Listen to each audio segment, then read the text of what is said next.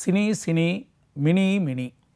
இப்போ நான் உங்களுக்கு சொல்ல போகிறது இயக்குனர் கே பாலச்சந்தர் அவர்களின் திறமை வெளிப்படுத்தக்கூடிய ஒரு சம்பவத்தை பற்றி.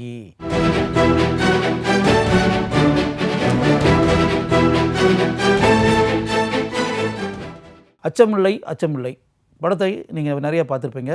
படம் 100 days ஓடின படம். அந்த படத்தினுடைய கதாநாயகன் ராஜேஷ், கதாநாயகி சரிதா. அரசியல் பின்புலத்தை வைத்து பாலச்சந்தர் இயக்கிய ஒரு மாறுபட்ட திரைப்படம். தண்ணீர் படம் பெரிய அளவில் வெற்றி பெற்ற பிறகு பாலச்சந்தர் சார் இயக்கிய படம் அச்சமில்லை அச்சமில்லை. அந்த படம் எந்த அளவுக்கு பேசப்பட்டுச்சு அப்படின்றது உங்களுக்கு எல்லாருக்கும் தெரியும். பாலச்சந்தருடைய முத்திரை எல்லா படங்களும் இருக்கும். நீர்க்குமிழி நாணல்லேருந்து எதிர்நீச்சல், இருகோடுகள், புன்னகை, 100க்கு 100 அதிலிருந்து ஆரம்பித்து அவருடைய திரைப்படங்கள் எல்லா திரைப்படங்களிலும் அவருடைய ஆழமான முத்திரை ஒவ்வொரு காட்சியிலும் இருப்பதை நம்மால் உணர முடியும். அச்சமில்லை அச்சமில்லை படத்தில் என்னை ஆழமாக பாதித்த, என் மனதில் ஆழமாக பதிந்த 2 விஷயங்களை இந்த தலைமுறை நீங்கள் அச்சமில்லை அச்சமில்லை படத்தை எத்தனை பேர் பார்த்துருப்பீங்க அப்படின்றது நமக்கு தெரியாது. அப்படி பெரும்பாலானவர்கள் பார்த்துருக்கிறதுக்கு வாய்ப்பு இல்லை. அப்படி பார்க்காம இருப்பவர்கள் இதை தெரிந்து கொள்ள வேண்டும் என்பதற்காக இந்த விஷயத்தை இப்போ நான் உங்களுக்கு சொல்கிறேன். அந்த அச்சமில்லை அச்சமில்லை படத்தில் சரிதா கதாநாயகியாக வருவாங்க. அந்த வீட்டில் இருந்து சரிதாவினுடைய மாமா, முறை மாமன் எத்தனையோ ஆண்டுகளுக்கு முன்னாடி வீட்டை விட்டு போயிட்டார். அவர் பேர் சுதந்திரம்ன்றது அவருடைய பேர். அந்த கேரக்டர் போயிடுச்சு. அப்படியே போனவர் திடீர்னு ஒரு கடிதம் வருது ஊருக்கு. சுதந்திரம் கடிதம் எழுதியிருக்காரு வீட்டுக்கு. நான் ரொம்ப அப்படியே வீட்டை விட்டு நான் ஓடி வந்துட்டேன். பல இடங்களையும் சுற்றினேன், பல அனுபவங்கள், எங்கெங்கேயோ போனேன், இந்தியாவினுடைய பல பகுதிகளுக்கும் போனேன். நீண்ட இடைவெளிக்கு பிறகு 1000 தான் இருந்தாலும் நம்ம பிறந்த ஊர், பிறந்த வீடு, நம்ம பிறந்த குடும்பம் இதெல்லாம் மறந்துட முடியுமா? அதனால் நீண்ட இடைவெளிக்கு பிறகு, இந்த நெடிய பயணத்திற்கு பிறகு ஊருக்கு வர்றதுன்னு முடிவு பண்ணிட்டேன். நான் இத்தனாம் தேதி இந்த ஊருக்கு நான் வர்றேன் அப்படின்ற மாதிரி ஒரு கடிதம், இன்லாண்ட் லெட்டர் கடிதம் வந்திருக்கு. கடிதம் வந்த பிறகு அப்படியே சரிதா அப்படியே ஆனந்த பரவசம், அப்படிப்பட்ட ஆனந்த அனுபவம் தான் சரிதாவுக்கு உண்டாச்சு. மாமா நீண்ட இடைவெளிக்கு பிறகு ஊருக்கு திரும்பி வர்றாரு. அப்படியே அந்த கண்கொள்ளா காட்சியை நம்ம எப்போ பார்ப்போம் அப்படின்னு சொல்லிட்டு அப்படியே சரிதா காத்து கிடக்குறாங்க. அந்த குறிப்பிட்ட நாள் வருது. அந்த குறிப்பிட்ட நாள் வரும்போது அப்படியே சராசரியாக கிராம பகுதிகளில் அப்படியே ஒரு டவுன் பஸ்ஸுன்றோம்ல, அப்படியே கடன்னு ஒரு பஸ்ஸு மெதுவாக ஓடி வரும்ல, மேடு பள்ளம்லாம் இறங்கி ஒரு இடத்துல அப்படியே நிற்கிது.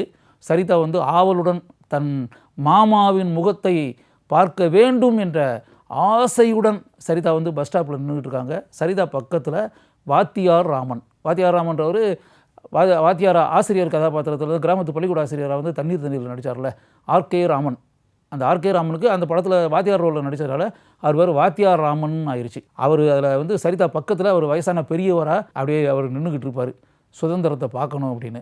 அப்படியே ஒவ்வொரு ஆளுகளாக கிராமத்து ஆளுக அப்படியே பை இதெல்லாம் எடுத்துக்கிட்டு அப்படியே இறங்கி வருவாங்க. அப்படி இறங்கி வந்துக்கிட்டு இருக்கும்போது ஒரு சித்திர குள்ளன், உயரமே இல்லாத ஒரு ஆள், குள்ளமாக ஒரு ஆள், அந்த தோல் பை அவரோட பெருசாக இருக்கும். அவ்வளோ பெரிய தோல் பையை தொங்க போட்டுக்கிட்டு ஒரு குள்ளன் கேரக்டர் அப்படியே உள்ள பஸ்ஸுக்குள்ளேருந்து கீழே இறங்கி சரிதாவை பார்த்து அப்படியே அப்படியே சரிதாட்ட பேசுவார். நான் தான் உன் மாமா அப்படின்னு.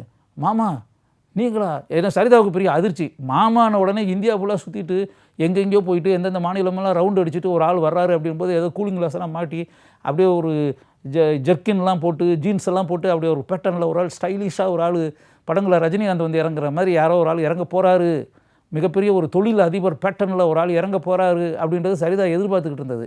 அப்படி எதுவுமே இல்லாமல் ஒரு குள்ளன் அப்படியே இறங்கணும். சரிதாவுக்கு அதிர்ச்சி.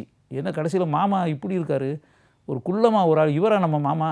எத்தனையோ வருஷத்துக்கு முன்னாடி காணாமல் போயிட்டு கடைசியில் இந்த பேட்டர்னில் ஒரு ஆள் இறங்கிட்டு இருக்காரு, இவர் தான் மாமான்றாரு அப்படின்றது 100% சரிதாவுக்கு ஏமாற்றம், அதிர்ச்சி. வாத்தியார் ராமனுக்கும் தான். வாத்தியார் ராமன் அப்படியே பார்ப்பார். அப்போ அவருக்குன்னு இந்த வாத்தியார் ராமனுக்கு ஒரு கிண்டல் கேள்வியோடு பேசுவார். தண்ணீர்லேயே அப்படி பேசுவார். அவர் இதை பொதுவாகவே அவர் நடித்த நாடகங்கள்லாம் கூட நான் பார்த்துருக்கேன். கோமல் சுவாமிநாதனுடைய நாடகங்களை அவர் நடித்ததெல்லாம் பார்த்துருக்கேன். அப்படியே ரொம்ப சர்க்காஸ்டிக்காக அப்படியே ரொம்ப சாதாரண போகிற போக்கில் அப்படியே அடிப்பார். அந்த பேட்டர்னில் அவருடைய ஸ்டைல் ஆஃப் டைலாக் டெலிவரி அப்படி தான் இருக்கும். அவர் அப்படியே சொல்லுவார், இதை பார்த்து, சுதந்திரம் என்னப்பா நான் சுதந்திரம்னு உடனே ஏதோ பெருசாக எதிர்பார்த்து அப்படியே நினச்சிக்கிட்டு இருந்தேன். கடைசியில் சரி இருக்கட்டும், எப்படி 1947 இந்தியா சுதந்திரம் அடைஞ்சு எப்படி இந்தியா வளராமலே அப்படியே நின்றுச்சோ அதே மாதிரி நீயும் வளராமலே நின்றுட்ட போல இருக்குது.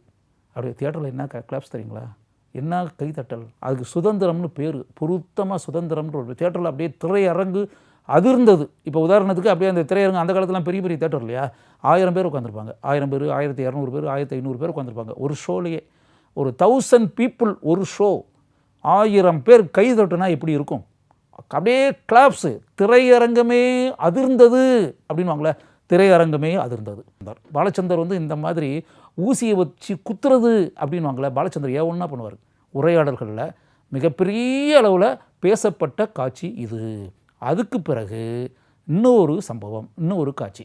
படம் எல்லாமே முடிஞ்சிடும், படமெல்லாம் முடிஞ்சு அப்படியே வந்து பல காட்சிகள் இதெல்லாம் ஃபினிஷ் ஆகி படம் ஃபினிஷ் ஆக போகும்போது, படம் போட்டு படம் வந்து முடியும் இல்லையா, இந்த எண்டு அந்த காலத்தில் வணக்கம்னு போடுவாங்களே, சுபம்னுலாம் போடுவாங்களே, அந்த மாதிரி படம் முடிய போகிற காட்சியில் அந்த காந்தி சிலை இருக்கும். அந்த காந்தி சிலைக்கு கீழே அந்த சுதந்திரம் அப்படியே தூங்கிக்கிட்டு இருப்பார். பாலச்சந்தர் ஒரு டைட்டில் போட்டிருப்பார், அதாவது காந்தியின் பாதத்துக்கு கீழே சுதந்திரம் அமைதியாக தூங்கி கொண்டிருக்கிறது அப்படின்னு சொல்லி போடுவார். ஆடியன்ஸு, வெளியே வர ஆடியன்ஸு கைதட்டி சிரிச்சுக்கிட்டே வெளியே வந்தாங்க. அவ்வளோ பேரும் டோட்டலாக 1000 பேர் படம் பார்க்குறாங்கன்னா 1000 பேரும் அப்படி சிரிச்சுக்கிட்டே வெளியே வருவாங்க. அந்த பேட்டர்னில் படத்தை முடிச்சிருந்தார். இப்போ பாலச்சந்தருடைய வெற்றி அப்படின்னு இருக்குல்ல, அந்த கதாபாத்திரங்களுக்கு எந்த அளவிற்கு பாலச்சந்தர் அருமையாக உயிர் தருகிறாரோ அதே போல் படத்தில் இடம்பெறக்கூடிய காட்சிகளை ஆழமாக மக்கள் மனதில் பதியக்கூடிய விதத்தில் இயக்குவது அப்படின்னு இருக்குல்ல, அதில் பாலச்சந்தர் வந்து ஒரு எக்ஸ்பர்ட், கைதேர்ந்த கலைஞன் அப்படின்னே சொல்லலாம். அதை நீங்கள் புரிஞ்சுக்கிறணும் அப்படின்றதுக்காக தான் இந்த 2 காட்சிகள், அச்சமில்லை அச்சமில்லை படத்திலிருந்து உங்களுக்கு நான் சொன்னேன். இதை வந்து சட்டையர், பொலிட்டிக்கல் சட்டையர் அப்படின்றோம்ல, அந்த திஸ் இஸ் பொலிட்டிக்கல் சட்டையர். வள வள வள வள வளன்னு நிறைய எழுதணும்னு அவசியம் இல்லை. அப்படியே குறைந்த வரிகளில், இல்லைன்னா ஒரே வரியில், இல்லைன்னா காட்சியின் மூலமாக மக்கள் மனதில் ஆழமாக பதியக்கூடிய அளவிற்கு தான் கூற நினைக்கக்கூடிய எந்த ஒரு விஷயத்தையும் ஆழமாக பதிய வைக்க முடியும் ஒரு இயக்குனரால் அப்படின்றதுக்கு பாலச்சந்தரே உதாரணம். இப்போ நான் சொன்ன இந்த 2 விஷயத்தை பார்க்கும்போது நிச்சயமாக பாலச்சந்தர் சார் மேலே உங்களுக்கு நிச்சயமாக மரியாதையும் மதிப்பும் உண்டாகும். பாலச்சந்தர் எப்படிப்பட்ட திறமைசாலியாக இருந்திருக்காரு அப்படின்னு நினச்சி உண்மையிலேயே நீங்கள் வந்து மனசுக்குள்ளே அவரை வந்து நினச்சி ஆச்சரியப்படுவீங்க.